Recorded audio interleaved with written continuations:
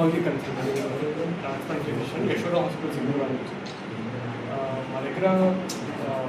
recent advances రీసెంట్గా అంటే additions to department hemodiafiltration machines అవి యాడ్ అయ్యాయి అండ్ న్యూ సిఆర్ఆర్టీ మిషన్స్ ఉన్నాయి అండ్ వీఆర్ అంటే చాలా రోజుల నుంచి we are doing transplants ABO incompatible transplants అంటాము అవి చేస్తాము అండ్ రీడూ ట్రాన్స్ప్లాంట్స్ ఉన్నాయి అంటే ఒకసారి ట్రాన్స్ప్లాంట్ అయ్యి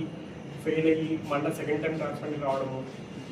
అంటే అవి ఇమ్యూనలాజికల్ చాలా డిఫికల్ట్ ఉంటాయి సో అవి చేస్తున్నాము అండ్ ఇంకా ట్రాన్స్ప్లాంట్లోనే ఇంకా కాంప్లెక్స్ అనాటమీస్ ఉంటాయి అంటే వాస్కులర్ అనాటమీ అవి అంటే వెజల్స్ 2 ఉండము 3 ఉండము సో వాటిని అనస్టమోసిస్ చేయడము సో అవి కూడా డిఫికల్ట్ యాక్చువల్లీ సో అలాంటి కాంప్లెక్స్ ట్రాన్స్ప్లాంట్స్ అవి సో హీమోడాఫిల్ట్రేషన్ అనేది నార్మల్ డయాలసిస్ కంటే కూడా చాలా బెటర్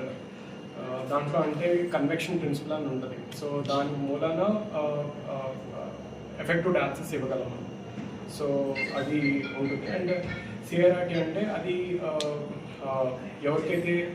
హిమోడైనమికల్ అన్స్టేబుల్ అంటే బీపీ చాలా తక్కువ ఉండి చాలా సిక్ ఉండి వెంటిలేటర్ పైన ఉండి సో ప్రాణం మీద అంటే చాలా సిక్ ఉన్న పేషెంట్స్కి మేము అరేంజ్ చేస్తాం అన్నమాట సో అది విత్ దట్ అంటే వేస్ట్ మెటీరియల్ అవన్నీ కూడా ఎఫెక్టివ్గా రిమూవ్ చేయగలం సిఆర్ఆర్టీ సో అడ్వాన్సెస్ అయితే ఏంటంటే 2 ఆప్షన్స్ ఉంటాయి డయాలసిస్ లేదా కిడ్నీ మార్పిడి డయాలసిస్ కూడా 2 రకాలు ఉంటుంది రక్తం డయాలసిస్ అండ్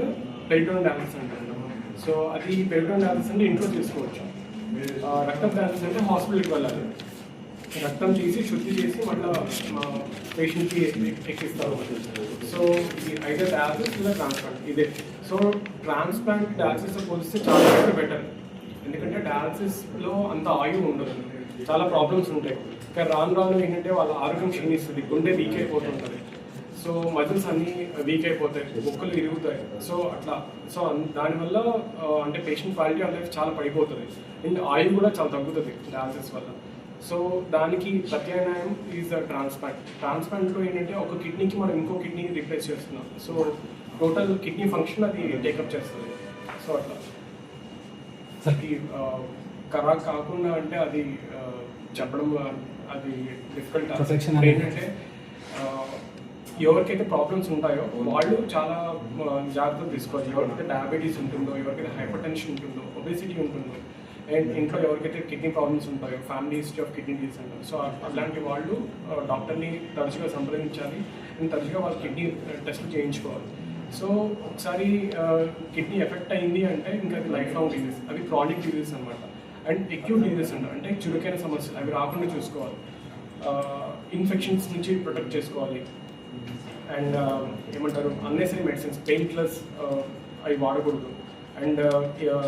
డాక్టర్ని తరచుగా సంప్రదిస్తుండాలి 40 years దాటింది అంటే రెగ్యులర్ హెల్త్ చెకప్స్ చేసుకోవాలి so that's main thing and in general dietary precautions అంటే సాల్ట్ తక్కువ తినడము ఓకే ఎక్కువ తీపి పదార్థాల నుంచి దూరంగా ఉండడం అండ్ అడిక్వేట్ హైడ్రేషన్ అంటే